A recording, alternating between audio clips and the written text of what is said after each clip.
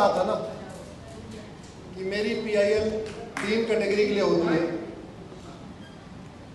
समाज को जगाना, सरकार को जगाना और जुडिशरी को जगाना, विधायिका को, कार्यपालिका को, न्यायपालिका को और समाज को। जब मैं वक्फ बोर्ड की पीआईएल पे काम कर रहा था, 3-4 महीने मुझे लगे इस पे काम करने में। पीआईएल करना इतना आसान नहीं होता। इसलिए आसान नहीं होता क्योंकि आपके पास कुछ रिटर्न में डॉक्यूमेंट बहुत कम होता है, आपको ढूंढना पड़ता है, आपको आरटीआई फाइल करनी होती है, डॉक्यूमेंट निकलवाने होते हैं, बहुत सारे काम करने होते हैं। मुझे तो ये बताइए, आज मैं फिर से पब्लिक मन से कह रहा हूं, भारत के संविधान में वक्फ शब्द है कहां? मैं भारत के सुप्रीम कोर्ट के माननीय जजों से पूछना चाहता हूं और मुझे पूरा भरोसा है कि मेरा वीडियो माननीय जजों तक पहुंचेगा। मैं सभी सांसदों से पूछना चाहता हूं, मंत्रियों से पूछना चाहता हूं, मुख्यमंत्रियों से पूछना चाहता हूं कि जब भारत संविधान से चलता है तो संविधान से ही चलना चाहिए। और आप मुझे बताइए, संविधान के किस पन्ने पे, संविधान के किस आर्टिकल में WAQF लिखा हो?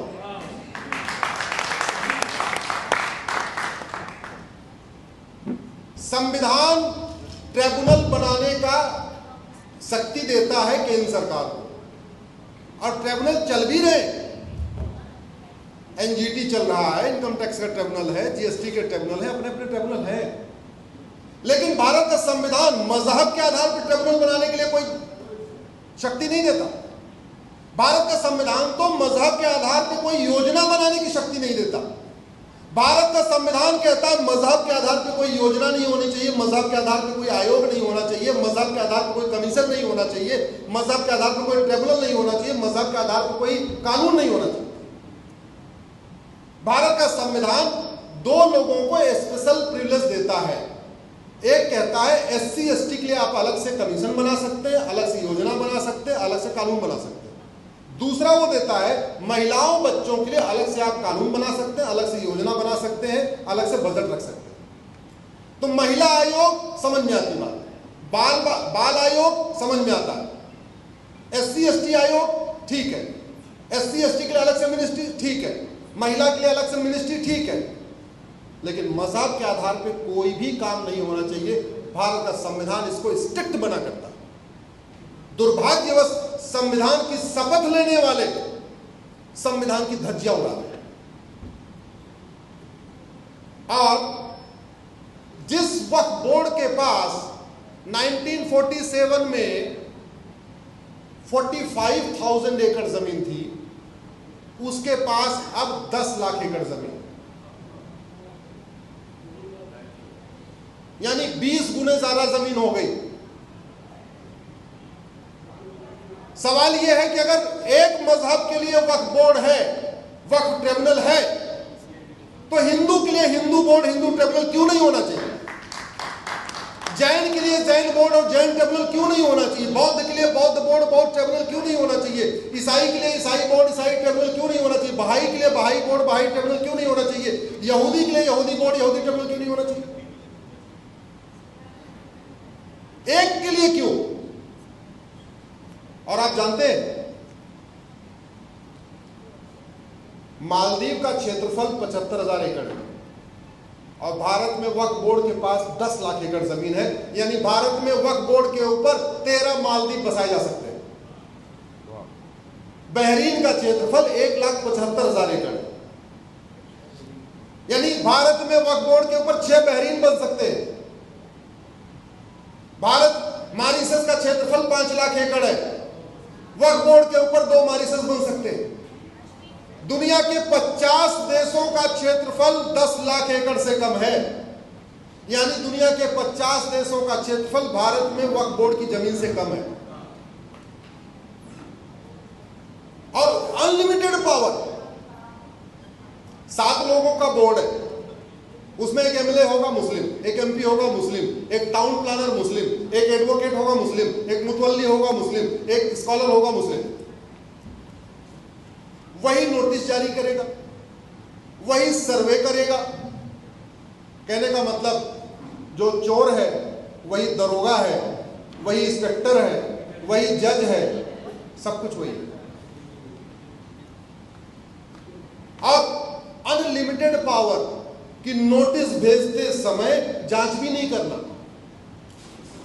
अगर वक्फ बोर्ड को लगता है आपका क्लब वक्फ बोर्ड का है, यहाँ कभी वो बस इतना ही कहना है उसको एक चिट्ठी भेजते समय, यहाँ पे बाबर का घोड़ा घास खाने आता था, ये प्रॉपर्टी वक्फ बोर्ड की है, आप लड़ो 40 साल लड़ो, 40 साल लड़ते रहो।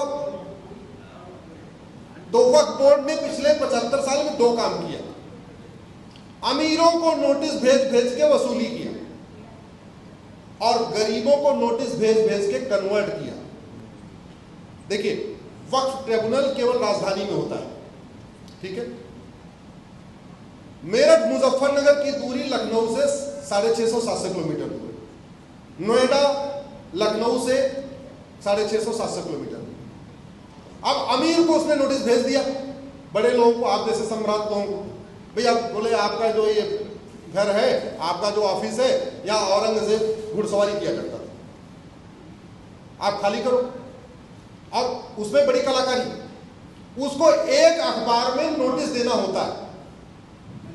वो किस अखबार में, ऐसी कोई गाइडलाइन नहीं। तो वक्फ बोर्ड वाले नोटिस ऐसे अखबार में देते हैं जिस अखबार कोई पढ़ता ही नहीं। भारत में ऐसे अखबार भी तो है ना जो कोई पढ़ता ही नहीं है, वो छोटे छोटे 4-4 पन्ने वाले, 5-5 पन्ने वाले ऐसे अखबार भी है। तो उसमें नोटिस दे दिया, 30 दिन के अंदर अगर आपने ऑब्जेक्शन नहीं फाइल किया, वो जमीन उसकी हो गई। अब आप लड़ते रहो। लड़ना कहाँ है, आपको जवाब देना है वक्फ ट्रिब्यूनल के सामने। जमीन आपकी मेरठ मुजफ्फरनगर में है, जाना आपको लखनऊ है। जमीन आपकी भोपाल से 700 किलोमीटर दूर है, पहुंचना आपको भोपाल में, हर राज्य की राजधानी में। गुहार किससे लगानी है, जिसने नोटिस भेजा था, जिसने पहले कह दिया यहाँ घोड़ा घास खाने आया था, उसी से आप कहना घोड़ा घास खाने नहीं आया था, यहाँ तुम्हारे पिताजी यहाँ रहते थे, उसी को सबूत देना। उसको कोई सबूत देना नहीं, आप ही को सबूत देना। झबुआ भोपाल से 700 किलोमीटर दूर है। झबुआ पूरा ट्राइबल एरिया, वो आदिवासी झबुआ के, उन्होंने अपनी कभी लोकल कोर्ट भी नहीं देखी है। आदिवासी कोई काम में ऐसे कोर्ट थाना चक्कर में पड़ते नहीं, छोटा मोटा मुकदमा अपने आप ही निपटा लेते हैं। अब झबुआ के आदिवासियों को नोटिस जाता है कि ये तुम्हारा गांव वक्फ बोर्ड का है। वो कहता है क्या करूं, बोले भोपाल आओ। वो कहता है भोपाल कहाँ है, बोले ट्रेन पकड़ के आना।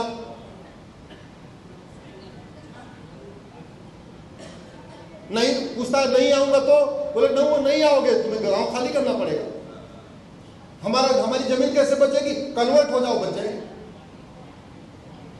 तो वक्फ बोर्ड ट्राइबल्स को, SC ST को, गरीबों को कन्वर्ट करता है और आप लोगों को नोटिस भेज भेज के 10-10 लाख, 15-15 लाख, 20-20 लाख वसूलता है। अमीरों से वसूली, गरीबों का कन्वर्जन। और ये करते करते, अच्छा एक बात ऐसे समझिए आप, मान लीजिए आपके घर पे वक्फ बोर्ड ने नोटिस भेज दिया, भले ही आपका घर 700 किलोमीटर दूर है, तब भी आप लड़ोगे। या तो रफा दफा करोगे ले देके, नहीं तो लड़ोगे। आपके बगल के पार्क पे अगर उसने कह दिया ये पार्क, यहाँ पे घोड़ा खाता था घास, अपने पार्क के लिए आप लड़ोगे क्या? तो गांव में ऊसर जमीन होती है, बंजर जमीन होती है, गांव में खेल का मैदान होता है, गांव में शादी विवाह की जो बारात आती है उसको रुकने के लिए जगह छोड़ी जाती है। उन सारी जगहों पे नोटिस भेज भेज के उसने अपने नाम कर लिया। न लेखपाल लड़े, न पटवारी लड़े, न तहसीलदार लड़े। वैसे लेखपाल, पटवारी, तहसीलदार किस काम में व्यस्त रहते हैं आपको पता ही, अगर आपका आमना सामना पड़ा होगा वो तो सुबह से लेकर शाम तक अपना काम करने में लगे रहते। तो देखते देखते 10 लाख एकड़ जमीन पर कब्जा हो। जब मैंने पहली PIL फाइल किया, पहले तो मैंने सुप्रीम कोर्ट में फाइल किया, तो कह रहे नहीं आप हाई कोर्ट चले जाओ। अरे हमने कहा साहब पूरे देश का मुद्दा है। कई बार बहुत जलालत भी झेलनी पड़ती है कोर्ट में। हमें पता होता है ये गलत कर रहे हैं, फिर भी बोल नहीं पाता। मैंने कहा ये वक्फ बोर्ड पूरे देश का मुद्दा है, नहीं आप हाई कोर्ट चले जाओ, जितनी शक्ति मेरे पास है उतनी हाई कोर्ट के पास भी है। मैं हाई कोर्ट गया। अभी देश भर में 120 पिटीशन फाइल हुई है वक्फ बोर्ड के खिलाफ। जब मैंने पहली फाइल किया अखबारों में छपा, फिर जो लोग परेशान थे वो पिटीशन की कॉपी मांगते गए। मैंने सबको पिटीशन कॉपी देता रहा। अभी देश भर में 120 PIL आ चुके हैं। मेरा ये मानना है वक्फ बोर्ड की एक एक इंच जमीन की ऑडिट होना चाहिए। दूसरा, एक मजहब के लिए वक्फ बोर्ड क्यों? यूनिफॉर्म प्रॉपर्टी कोड बनाइए, यूनिफॉर्म चैरिटी कोड बनाइए। अरे जिसको हम दान कहते हैं उसी को तो वक्फ कहते हैं। बिरला जी ने पूरे देश में धर्मशाला बना दिया, अब उनके धर्मशाला का मुकदमा चलेगा तो कोर्ट में चलेगा। और वक्फ बोर्ड का जमीन अगर उसी उनके धर्मशाला पर वक्फ बोर्ड आके कह देगा ये हमारी जमीन है, तो बिरला जी को जाना पड़ेगा वक्फ ट्रिब्यूनल के सामने। ये कौन सा नियम है? मान लीजिए बिरला जी ने धर्मशाला बना दिया, अगर कोई हिंदू जाके बोले ये जो धर्मशाला बनी है ये मेरी है, तो उसका मुकदमा कहां चलेगा?